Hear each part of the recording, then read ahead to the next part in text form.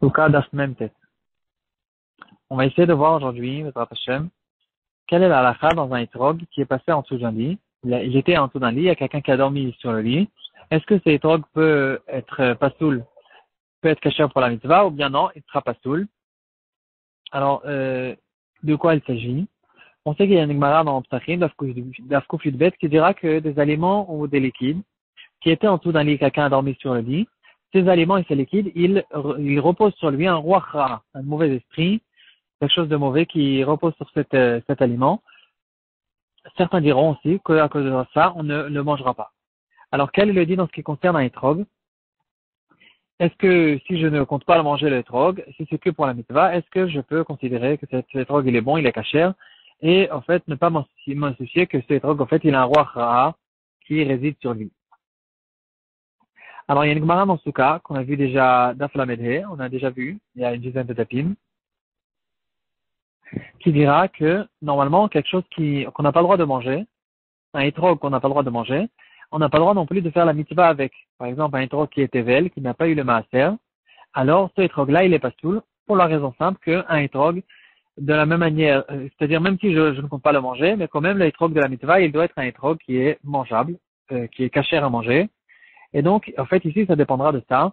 Apparemment, on devra dire si c'est comme ça, on ne peut pas manger, puisqu'on ne peut pas manger cet etrog qui est un roi ra, alors on ne peut pas faire non plus la mitzvah. Par contre, dans le shoot Ein Yitrak, il va donner une preuve que ce etrog-là, il est kasher et on n'en fait pas de problème là-dessus. Il va ramener une preuve justement dans notre Gemara, dans Daf Mem Tet. On a vu une halakha qui ressemble à cette halakha des aliments qui sont en dessous du lit. Il y a des aliments qui ont été découverts. On sait que les chachamim ont fait une xéra de ne pas manger des liquides qui ont été découverts, de peur qu'il y ait un serpent qui a déposé son venin à l'intérieur. Et donc, il y a ici un danger que les chachamim nous ont dit de ne pas manger ces liquides. Et donc, la Gemara, elle va faire un raisonnement en ce qui concerne le Nisur Hamaim, l'eau qui est censée être versée sur le Mizbeach.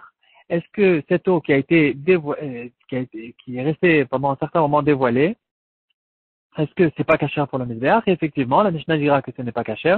La Gemara, elle va essayer d'expliquer pourquoi. Elle va finir par dire que parce que c'est quelque chose qui n'est pas honorable, puisqu'on verse cette eau en tant que korban devant Hachem, alors il faut que ce soit de l'eau qui est 100% bonne, 100% bon, qu'il n'y ait pas une personne au monde qui fasse attention à ne pas la boire. Alors, en fait, soit ils disent que c'est ça la raison, Rashi trouve en fait une autre raison.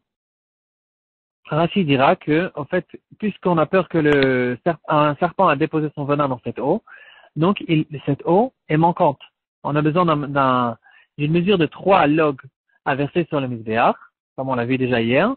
Et puis maintenant qu'il y a quelques grammes de venin du serpent, et ce liquide est manquant, et ça causerait ici un problème. C'est intéressant la raison que Rashi dit. Soit tu diras que la raison est principalement, comme la Gemara va le dire à la fin, comme on vient de voir, que c'est quelque chose qui n'est pas honorable à présenter ça devant Hachem. Alors la question qui se repose, qui saute aux yeux au fait, pourquoi Rashi et Tosfot ont besoin de chercher tellement loin une réponse, une raison pourquoi cette eau ne peut pas être bonne pour le Nisur Hamaim? Il y a une raison très très simple.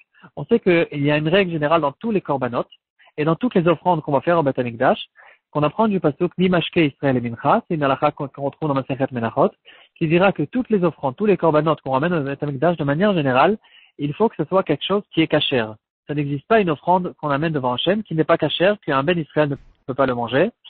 Et donc, si c'est comme ça, cette eau que les chachamim nous ont interdit, alors apparemment, on ne peut pas la manger. Si on ne peut pas la manger, donc elle n'est plus kasher et c'est une raison qui est très simple pour nous dire que cette eau, on ne peut plus déjà la verser sur le Mizbeach en tant que Nisur Hamaim.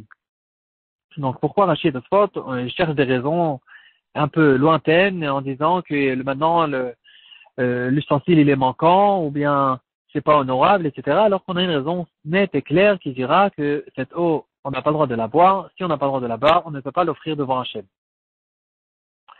Et à cause de ça, le shoot Ein Yitrak qui dira que obligatoirement, on est obligé d'expliquer que cette halakha qui dira qu'une offrande qu'on fera devant Hachem, c'est que quelque chose qu'on a le droit de manger.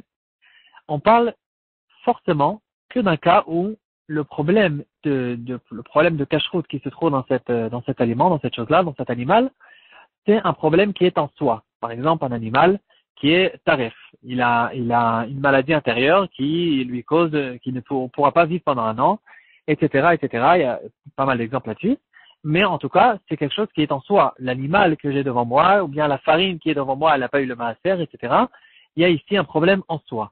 Par contre, si c'est un problème extérieur,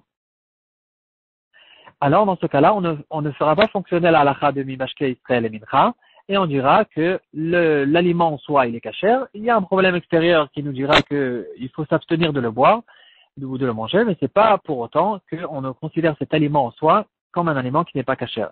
Et donc il dira, c'est la raison pour laquelle dans de l'eau qu'on a peur qu'un serpent a déposé son venin à l'intérieur, il dira le Nitrak, que au fait c'est un problème extérieur. L'eau en soi, elle n'a aucun problème. On a peur qu'il y a un venin qui est mélangé avec cette eau. Et donc comme on ne peut pas le séparer, dans ce cas-là, on ne pourra plus boire cette eau. Mais en fait, l'eau en soi, elle n'a pas de problème, c'est un problème qui est extérieur. Et donc à cause de ça, il n'y a pas ce problème de Mashke Israël et Mincha, et on dira que si ce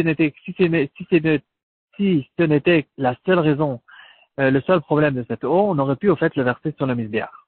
Si c'est comme ça, il dit le Ein Yitrak, si c'est comme ça, alors aussi à propos d'un étrog, sur lequel réside un roi à cause qu'il était en dessous d'un lit, aussi c'est un problème qui est un problème extérieur, c'est pas un problème dans le étrog lui-même. Il y a le étrog en soi, il n'a aucun problème, il est cachère, il n'a pas été greffé ou il n'a pas été non, greffé c'est cachère. On a le droit de manger des choses qui ont été greffées, c'est juste une interdiction de greffer. Mais par exemple, un étrog qui est dans les 3 premières années de Orla, etc., ça c'est un problème en soi. Mais un problème sur lequel réside un roi c'est un problème extérieur. Alors c'est vrai qu'on n'a pas le remède, comment on va faire sortir, comment on va faire sauter cette roi mais c'est pas pour autant qu'on dira que cet étrog-là, c'est un étrog qui est tarif, c'est un étrog qui n'est pas cachère. Et donc si c'est comme ça, il dira le Nitra que cet étrog-là, on peut l'utiliser pour la mitra parce qu'on ne considère pas ça comme un étrog qui n'est pas cachère. Une autre raison il va donner, il va dire tout simplement des aliments qui ont été en dessous d'un lit. Il y a une grande marloquette dans les poskim. Beaucoup de poskim disent que c'est vrai qu'il y a un roi là-dessus, mais c'est pas pour autant qu'on n'a pas le droit de le manger. Beaucoup de poskim permettent de manger cet aliment ou cette boisson. Et d'après ce poskim-là, évidemment, il n'y a strictement aucun problème. Le étrog, il est cachère même pour manger, donc elle va remettre qu'il est cachère aussi pour la bracha. Pour ceux qui s'intéressent, on peut ouvrir dans le Sideh Chemed. Il va ramener là-dessus une grande marloquette. Il y a beaucoup de poskim qui permettent ce étrog-là qui était en tonali, beaucoup de poskim qui interdisent ce étrog-là. Donc, quoi qu'il en soit, on essaiera de bien garder le étrog qui n'est pas de problème de ce genre.